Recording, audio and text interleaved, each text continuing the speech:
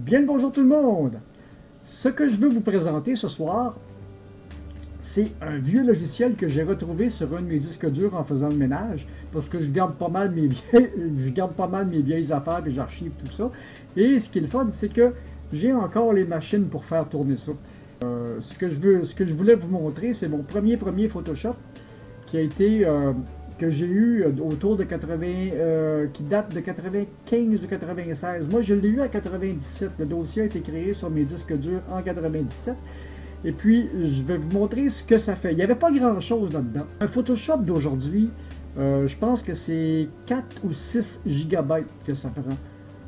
Le Photoshop 2.5, ça contenait 1.5 mégabytes. C'est une époque où nos disques durs, j'ai eu du Macintosh SA, qui avait 40 MB de disque dur. C'était une grosse machine à l'époque, ça c'est en 80, je l'ai eu à la fin des années 80. Et puis mon LC3, je l'ai eu en 94. J'avais fini par trouver un disque usagé qui allait pas trop bien, qui était de 1 gigabyte. Et avec ce que je fais, je remplis assez vite ça, un disque dur. C'est assez effrayant, puis ça s'arrange pas. Avec la vidéo, ça s'arrange vraiment pas. Disque dur, et puis je vous montre ça. Il n'y avait pas grand-chose, ok. Alors, j'ai le Photoshop, ça c'est un Photoshop 4.0 qui est un peu plus récent. Mais le 2.5, quelqu'un me l'avait donné. Voilà, c'est de ça que ça a l'air quand ça ouvre. Ça change pas. Et voilà, le Photoshop est ouvert. Alors, ce que ça contient, ça contient la petite barre qu'on a eue dans... Bon, si je la déplace ici, ça contient la barre d'outils qu'on a eue dans à peu près toutes les Photoshop, jusque dans les séries C. Et puis, comme outil, je n'ai que cela. On va ouvrir une image.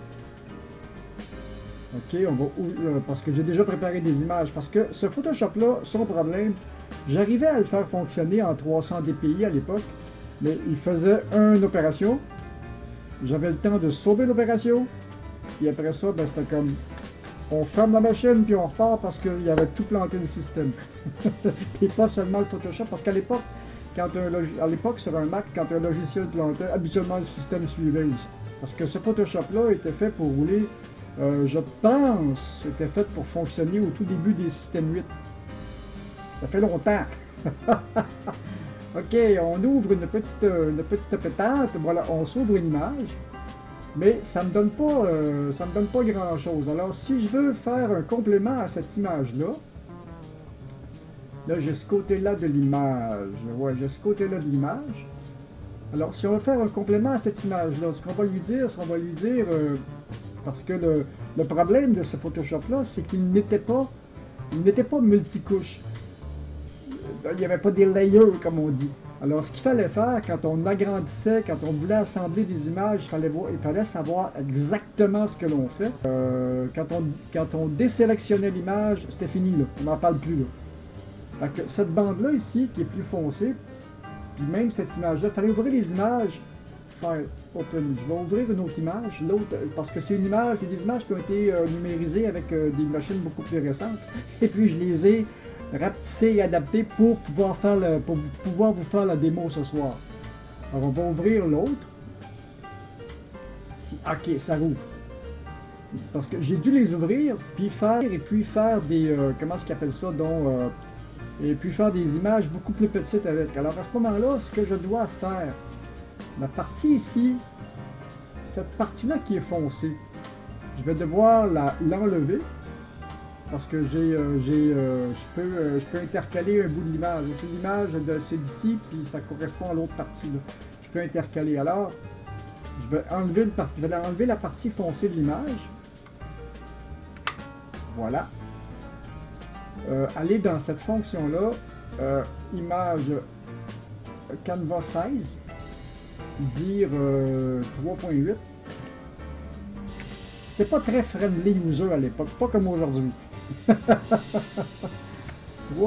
et puis j'enlève cette partie-là. Ok. Bon, qu'est-ce qu'il veut là, lui là? Ah non, c'était un point. Les virgules, il les prend pas. Maintenant, c'est des virgules. Dans le temps, c'était des points. Point 8. Ok.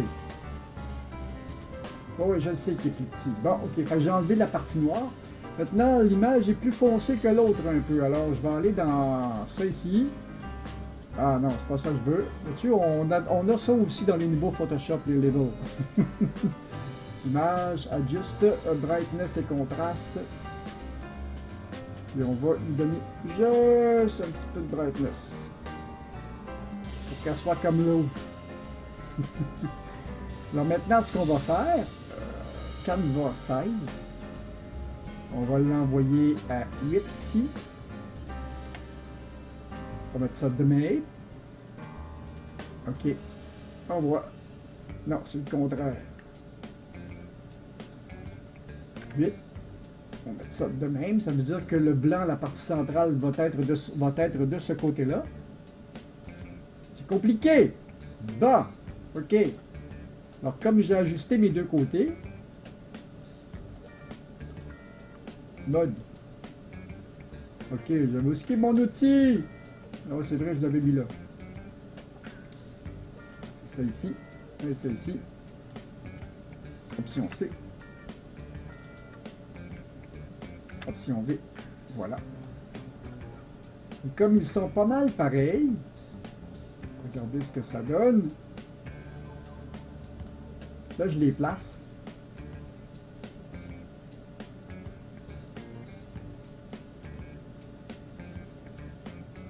Et quand je vais relâcher la souris, il est en place, c'est réglé, on n'en parle plus.